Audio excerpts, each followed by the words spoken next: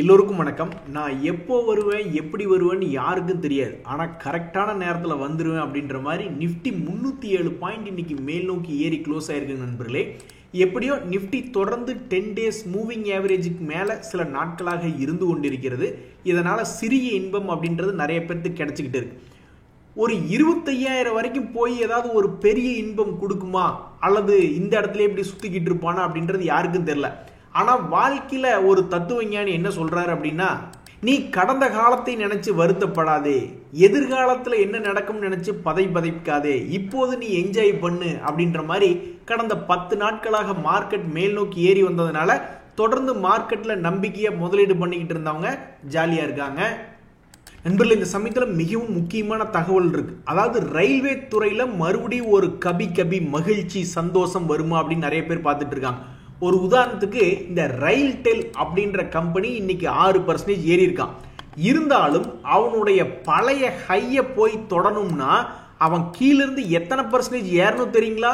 கிட்டத்தட்ட 130% ஏறணும். ஏன் அப்படின்னா அவன் மேலிருந்து கீழே சரிஞ்சது கிட்டத்தட்ட 50%க்கும் மேல சரிஞ்சு வந்திருக்கான். அப்ப மறுபடியும் அவன் கீழிருந்து ஒரு வேளை போற மாதிரி இருந்தா 100%க்கு மேல போக வேண்டியது இருக்கு. ஒருவேளை அவன் மறுபடியும் அவனுடைய பழைய லோ 2023 லோக்கெல்லாம் போகணும்னா அது இன்னுமே கொடூரமாகவும் இறங்க வேண்டிய வேலை இருக்கு.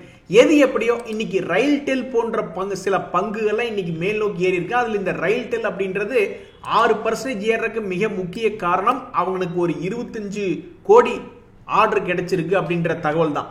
அது மட்டும் இல்லாம இந்தியன் ரயில்வே துறையில மறுபடியும் ஒரு சின்ன மகிழ்ச்சிகரமான தகவல் என்ன வருது அப்படின்னு பாத்தீங்கன்னா, ஹைப்பர் லூப் டெஸ்ட் பண்ண போறாங்க. அதாவது இந்தியாவினுடைய ரயில்வே துறை மிகவும் அபாரமா வளர்ந்துகிட்டு இருக்குது. அதாவது மீட்டர் கேஜ்ல இருந்து பிராட் கேஜ் வர்றது, அதே மாதிரி நீராவி என்ஜின்ல இருந்து அதை எலக்ட்ரிசிட்டியா மாத்தி அமைக்கிறதுன்னு பல்வேறு வகையில ரயில்வே துறை வளர்ந்துகிட்டே இருக்கு. இப்ப கூட சமீபத்தில் ட்ரெயினுடைய டிசைன்லாம் மாத்திரம், ட்ரெயினையே மாத்திரம் அப்படின்றதுனால தான் பல்வேறு ரயில்வே துறை பங்குகள் மேல் நோக்கி ஏறி வந்தான். இப்ப இன்னும் ஒரு தகவல் என்ன அப்படின்னு பாத்தீங்கன்னாக்கா, first 40 kilometre hyper loop project அப்படின்றது அப்ரூவல் ஆகி அதுக்கு உண்டான வேலைகள் நடக்குது அப்படின்ற ஒரு தகவல் வர்றதுனால ரயில்வே துறைகள் மிகவும் அடிபட்டு, அதாவது இருக்கிறதுலே சின்ன பானதுன்னா 2-3 பேர் வரிசையில் நிற்பான். நானும் தான் இறங்கிட்டேன். இந்த டிஃபென்ஸ் ரிலேட்டடான பங்குகள், இன்னும் இந்த ரெனியூவபிள் எனர்ஜி ரிலேட்டடான பங்குலாம் முன்னாடி வந்து சட்டை கிழிச்சிட்டு நிற்பான். நானும் இறங்கியிருக்கேன் பாருங்க. ஆனா அவங்க எல்லாத்தையும் விடவும் அதிகமா இறங்கினது ரயில்வே துறை பங்குகள் இறங்கியிருந்தாங்க. ஸோ அந்த ரயில்வே துறை பங்குகள் மறுபடியும் ஏதாவது அதுக்கு யாராவது பால் ஊற்றுவாங்களா, சாரி பால் இல்லை, ஏதாவது தண்ணி ஊற்றுவாங்களா அப்படின்ற மாதிரி இந்த நாட்டு மக்கள் எதிர்பார்த்துக்கிட்டு இருக்காங்க. அந்த வகையில் இந்த ரயில்டெல் அப்படின்ற பங்கு தன்னுடைய ஒரு வருட லோவில் இருந்தது, இன்று ஒரு 6% அப்படின்றது ஏறி இருக்கு. நண்பர்களே, சத்தம் இல்லாம ஒரு சம்பவம் நடந்துட்டு இருக்கு. உலகம் பூரா அமெரிக்காவை பிடிச்சி ஏதோ ஒன்று பண்ணிக்கிட்டு இருக்காங்க போல. ஸோ உலகம் முழுவதுமாக அமெரிக்க டாலருக்கு எதிராக கொஞ்சம் ரெக்குவயர்மெண்ட் அப்படின்றது கொஞ்சம் கம்மியாயிட்டே போயிட்டு இருக்கு. இதுக்கு என்ன ஒரு அடையாளம் அப்படின்னு பார்த்தீங்கன்னா, நம்மளுடைய ருப்பி வந்து சத்தமே இல்லாமல் ரொம்ப சைலண்டா அப்ரிஷியேட் ஆயிட்டு இருக்கு. கடந்த ஒரு மாதத்தினுடைய நல்ல ரேட்ல போய் ட்ரேட் ஆயிட்டு இருக்கு. கடந்த ஒரு வருடத்துல பாத்தீங்கன்னா ட்ரம்ப் அவர்கள் வந்ததுக்கம்மா அமெரிக்காவை வந்து எதுமோ தூக்கி நிறுத்துற மாதிரி அவன் பாட்டுக்கு டாலர்னுடைய விலையை ரொம்ப ஓவரா ஆடிக்கிட்டு இருந்தான். அதுக்கப்புறம் அவர் எடுத்த நடவடிக்கை அவருடைய தோழமை நாடுகளுக்கு எதிராகவும் அவர் செய்யக்கூடிய பல விஷயங்களுக்காகவும் டாலர் மேலேயே நிறைய பேருக்கு நம்பிக்கை இல்லாம போய்கிட்டு இருக்கு. அதனால சமீபத்தில் சைலண்டா என்ன ஆயிருக்கு அப்படின்னு பாத்தீங்கன்னா, ஒரு நல்ல ரெக்கவரி, ஒரு மாதத்தினுடைய உச்ச ரேட்ல இந்த இந்திய ரூபாய் என்பது டாலருக்கு எதிராக ட்ரேட் ஆகி கொண்டிருக்கிறது. இது ஒரு நல்ல தகவல். இந்த ஒரு நல்ல தகவல்னாலதான் ஐடி போன்ற தொழில்கள்லாம் அடி வாங்கி சின்ன பின்னமாய் படுத்து கிடக்கு. ஒரு உதாரணத்துக்கு இன்ஃபோசிஸ்னுடைய ஷேர் எடுத்து பார்த்து இன்னைக்கு எவ்வளவு ஏறி இருக்குன்னு நீங்க நினைக்கிறீங்க? 6 மாசமா இறங்கிட்டு இருக்கான். ஆனா இன்னைக்கு எவ்வளவு ஏறி இருக்கான்னு நினைக்கிறீங்க? வெறும் ₹1.40 ஏறி இருக்கான். ஸோ ஏற்கனவே 6 மாதமாக தொடர்ந்து இறங்கி கொண்டிருந்த இந்த ஐடி துறைக்கு எந்த விதமான விமோச்சனமும் இல்லாமல் இருந்தது. இந்த சமயத்தில் வந்து நம்மளுடைய இந்திய ரூபாயினுடைய மதிப்பு கொஞ்சம் கொஞ்சமா அப்ரிஷியேட் ஆகிட்டே இருக்கு. இதனால எக்ஸ்போர்ட் பண்ணக்கூடிய டெக்ஸ்டைல் ரிலேட்டடான கம்பெனிஸ், ஃபார்மா ரிலேட்டடான கம்பெனிஸ், ஐடி கம்பெனிஸ்க்கெல்லாம் இது லேசான ஒரு பாதிப்பு தான். கோல்டு மற்றும் பிட்காயின்ல எந்த விதமான மாற்றம் இல்லாம அவன் பாட்டுக்கு அப்படியே சிவனேன்னு ட்ரேட் ஆகிட்டு இருக்கான். நண்பர்களே, இந்த சமயத்தில் உங்களுக்கு ஞாபகம் இருக்கா, என்டிபிசில மிகப்பெரிய ஒரு இமாலய ஆர்டர் 96,000 கோடி நாங்கள் சத்தீஸ்கர் ப்ராஜெக்ட்ஸில் முதலீடு பண்ண போகிறோம் அப்படின்ற ஒரு தகவல் வந்த அன்னைக்கு சுமாராக தான் இருந்தது இந்த என்டிபிசி. பொதுவாக இந்த ஐடிசி பங்குனுடைய அண்ணன் தான் இந்த என்டிபிசி அப்படின்னு சொல்லுவாங்க. எதுலையா அப்படின்னு கேட்டோம்னாக்கா அதனுடைய நகர்வு அந்த மாதிரி ஸ்லோவா இருக்கும் தம்பி அப்படின்ற மாதிரி பேசிக்கிட்டு இருப்பாங்க. அவங்களை எல்லாம் வச்சுக்கிறேன் அப்படின்ற மாதிரி இந்த என்டிபிசி அப்படின்ற பங்கு இன்னைக்கு ஒரே நாள்ல 5% அப்படின்றது ஏறி இருக்கு.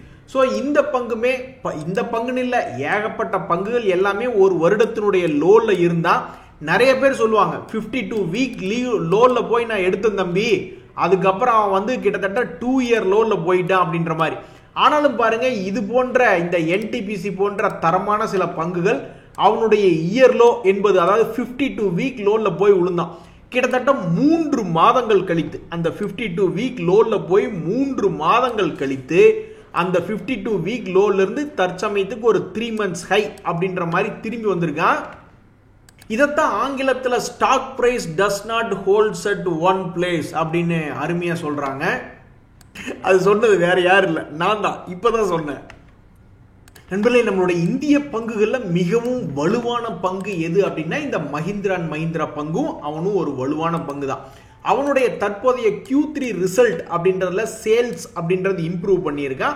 அதே மாதிரி அவனுடைய நெட் ப்ராஃபிட்டையும் இன்க்ரீஸ் பண்ணிட்டு இந்தியாலேயே வந்து டாப் 5 இடங்களுக்குள்ள இருந்தவன் டாப் 2வது இடமாக ஹூண்டாயை பின்னுக்கு தள்ளிட்டு இவன் அதிகமான சேல்ஸ் பண்ணி Q2 இவன் முன்னாடி வந்திருந்தான். இந்த டிசம்பர் 2024 கழிஞ்சு வந்திருந்தான். இந்த சமயத்துல வந்து இந்த M&Mல என்ன ஒரு தகவல் அப்படின்னு பாத்தீங்கன்னா, இவன் 52 வீக் லோ வரவே இல்லை. எத்தனையோ பங்குகள் பஜாஜ் ஆட்டோலாம் பார்த்துருக்கீங்களா, அதுவும் ஆட்டோ செக்டர்ல தான் இருக்கு. பட் அது 2 வீலர் அண்ட் 3 வீலர். அவன்லாம் எவ்வளவு பெரிய ஆள், அவனுக்கு கவுந்து தான் படுத்திருந்தான். கிட்டத்தட்ட 52 வீக் லோல போயிருந்தான். ஆனா இந்த மஹிந்திரா அண்ட் மஹிந்திராலாம் 52 வீக் லோ அப்படின்றது 1700 ரூபாய் ரேஞ்சில் இருக்கு. அவன்லாம் விழுகவே இல்லை. இப்ப ஏற்பட்ட இந்த மஹிந்திரா அண்ட் மஹிந்திரால இப்போ ஒரு தகவல் என்ன வருதுன்னா, இன்னைக்கு தேதி 24, 27ஆம் தேதி அவங்களுடைய இன்வெஸ்டர் மீட்டிங் அப்படின்றது வருது அப்படின்ற மாதிரி சொல்றாங்க. அந்த இன்வெஸ்டர் மீட்டிங் முடிஞ்சு ஏதாவது தகவல்கள் வந்து இவனுக்கு ஏதாவது உதவி பண்ணுதா இல்லையா அப்படின்றது பொறுத்து இருந்து தான் பார்க்கணும்.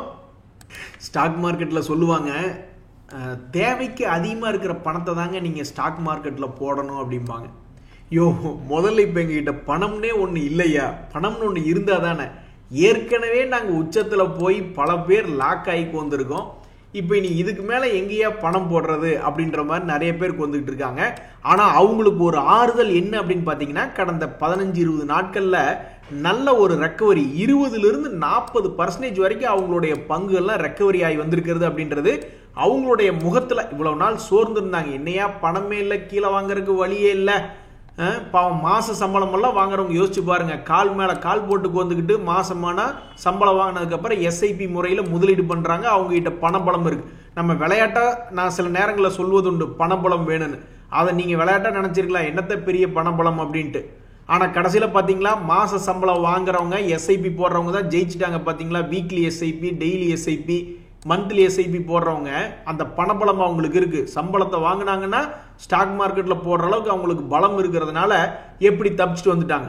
ஆனா பெரிய அளவுல பணம் வச்சிருந்தாலும் சரி, குறைவான பண அளவுல வச்சிருந்தாலும் சரி, லம்சம்ல போய் ஒரே தடவையில வாங்கி மாட்டிக்கிட்ட பிறகு கீழே ஏவரேஜ் பண்றதுக்கு பணம் இல்லாம இப்ப என்ன ஒரு சந்தோஷம் கிடைச்சிருக்குன்னா, சரி பரவாயில்ல, பொசிஷன் ஏதோ ரெக்கவரி ஆயிருக்கு அப்படின்ற ஒரு சின்ன சந்தோஷம் கிடைச்சிருக்கு. நண்பர்களே, யாரா இருந்தா தான் என்ன, எந்த பங்கா இருந்தா தான் என்ன, ஸ்டாக் மார்க்கெட் சரியில்லைன்னா அது கீழே விழுகும். ஸ்டாக் மார்க்கெட் நல்லா இருந்ததுன்னா நல்லா அருமையாயிரும். சில நண்பர்கள் கூட பயந்துகிட்டு இருந்தாங்க, அடாடா நம்ம நடு வீட்டில் டிவியில போட்டு கோந்துக்கிட்டு ஸ்டாக் மார்க்கெட் சம்பந்தப்பட்ட வீடியோ பார்க்கறக்கே பயமா இருக்குங்களேங்க அப்படின்ற மாதிரி யோசிச்சுட்டு இருந்தாங்க. ஏன்னா நல்லா அடி வாங்கியிருப்பாங்க போல கீழே விழுந்தப்ப. ஸோ எந்த பங்கா இருந்தாலும் நீங்க யார் கேட்டாலும் நீங்க என்ன விலைக்கு சொல்லணும்னா, ஸ்டாக் மார்க்கெட் என்பது இறங்குவதும் ஏறுவதுமாக இருக்கும். இந்த போஷ் அப்படின்றதெல்லாம் மிகப்பெரிய கம்பெனி. டைம் சரியில்லைன்னா எவனா இருந்தாலும் கீழே விழுகுதான் செய்வான். அதே மாதிரி தான் இந்த BSE அப்படின்ற கம்பெனி, அவனும் எவனா இருந்தாலும் கீழே விழுகுதான் செய்வான். ஆனா மார்க்கெட்ல ஒரு முறை நல்ல தகவல் அப்படின்னு வந்துருச்சுன்னா, இந்த BSE எல்லாம் லோ லெவல்ல இருந்து கிட்டத்தட்ட 30% ரெக்கவரி ஆகி வந்திருக்கான். நடிகர் கவுண்டமணி அவர்கள் சொல்ற மாதிரி, டேய் இதெல்லாம் நீ போய் அம்மனியக்கா கிட்ட சொல்லணும்டா அப்படின்ற மாதிரி. நீங்க மார்க்கெட் விழுந்தப்ப உங்களை யாரெல்லாம் பார்த்து என்ன இப்படின்னு கேட்டாங்களோ அவங்களுக்கெல்லாம் இந்த மாதிரி மார்க்கெட் ஏறும் பொழுது இந்த மாதிரியும் மார்க்கெட்ல இருக்கு. ஸோ எஸ்ஐபி முறையில் தொடர்ந்து முதலீடு பண்ணிக்கிட்டு வந்தவங்களுக்கு பிரச்சனை என்பது கம்மி. திடீர்னு பார்த்தா அவங்களுக்கு லாபம் வர்றதுக்கும் மிக அதிகமான வாய்ப்பு இருக்கு அப்படின்றத நீங்க கிளாரிஃபை பண்ணீங்கன்னா தான் உங்க குடும்பத்துல சலசலப்பு அப்படின்றது வராது. இப்ப பாருங்க, எனக்கு சலசலப்பே இல்லை, கால் மேல கால் போட்டுக்கு வந்து டீ கேட்கிற நண்பர்களே. நம்ம ஸ்டாக் எக்ஸ்சேஞ்ச் சைட்ஸ்ல இந்த நேஷனல் ஸ்டாக் எக்ஸ்சேஞ்சினுடைய என்எஸ்சி சைட்ஸ் ரொம்பவுமே நல்லா இருக்கும். பார்க்கறதுக்கு அப்பப்போ அப்டேட் பண்ணிக்கிட்டே இருப்பாங்க. ரொம்ப எளிமையாகவும் இருக்கும், நிறைய தகவல்கள் இருக்கும். இப்போ புதுசாக அவங்க ஒன்று என்ன ஏற்படுத்தியிருக்காங்கன்னா, இண்டிசஸ் எலிஜிபிள் இன் டெரிவேட்டிவ்ஸ் அப்படின்ற மாதிரி போட்டிருக்காங்க. அப்படின்னா என்ன? டெரிவேட்டிவ் ட்ரேடிங் பண்ணுறதுக்கு எந்தெந்த இண்டிசஸ்கள் உபயோகமாக இருக்குது, எந்தெந்த இண்டிசஸ்ல டெரிவேட்டிவ்ஸ் ட்ரேடிங் அலோவ் பண்ணியிருக்காங்க அப்படின்ற தகவலை புதுசாக ஒரு செக்மெண்ட் இப்போ காமிச்சிருக்காங்க. ஸோ இப்படி குரூப் வைஸ் பண்ணி காமிக்கிறதுனால இந்த மார்க்கெட் வாட்ச் இண்டிசஸ் செக்மெண்ட் பார்க்கறதுக்கு ரொம்பவுமே சுவாரஸ்யமாகவும் அழகாகவும் உபயோகமாகவும் இருக்கு. இந்த சமயத்தில் பிராட் மார்க்கெட் இண்டிசஸ்ல நீங்க எவனை எடுத்து பார்த்தீங்கன்னாலும் இன்னைக்கு மிகப்பெரிய ஒரு அளவில் ஒரு ஏற்றம் அப்படின்னு வந்திருக்கு. அப்படின்னா என்ன அர்த்தம்?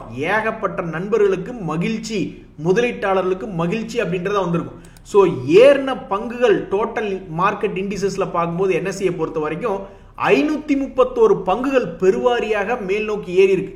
ஒரு 215 பங்குகள் தான் கீழே வீழ்ச்சி அடைஞ்சிருக்கு. அப்போ பெரும்பாலும் இன்னைக்கு போர்ட்போலியோ என்பது கண்டிப்பாக ஓரளவுக்கு நல்ல லாபகரமா நிறைய பேர்த்துக்கு இருக்கிறதுக்கு தான் வாய்ப்புகள் ரொம்ப அதிகம். இன்னைக்கு மார்க்கெட்லயும் உங்களுக்கு நஷ்டமா இருக்கு, போர்ட்போலியோ லாஸ்ல இருக்குன்னா தயவுசெய்து இந்த ஸ்டாக்குகளை கமெண்ட் பண்ணுங்க, எப்படி இருக்கு அப்படின்ற மாதிரி தெரிஞ்சுக்கிறதுக்கு ஒரு ஜெனரல் நாலேஜுக்கு உதவியமா இருக்கும். நண்பர்களே, சமீபத்தில் நிறைய பேர் தேடிக்கிட்டே இருந்தாங்க. அதாவது பங்குகள் கீழே விழுந்தப்ப டிவிடெண்ட் நல்லா கொடுக்கக்கூடிய பங்குகள் ஏதாவது கீழ் ரேட்ல வந்து விழுந்திருக்கா, வேல்யூவேஷன் கம்மியா இருந்திருக்கா அப்படின்னு தேடிக்கிட்டு இருந்தாங்க. ஒரு உதாரணத்துக்கு இந்த பிஹெச்எல் அப்படின்ற பங்குனுடைய ஸ்டாக் பி 146 இருக்கு. யோசிச்சு பாருங்க, இண்டஸ்ட்ரியினுடைய பிஏ வந்து 53. அப்ப இது போன்ற பங்குகள் எப்படி சரிவடைஞ்சிருக்கு அப்படின்னு பாத்தீங்கன்னா 340 ரூபாயிலிருந்து 180 ரூபாய் 50% பக்கம் சரிஞ்சு வந்திருக்கான்.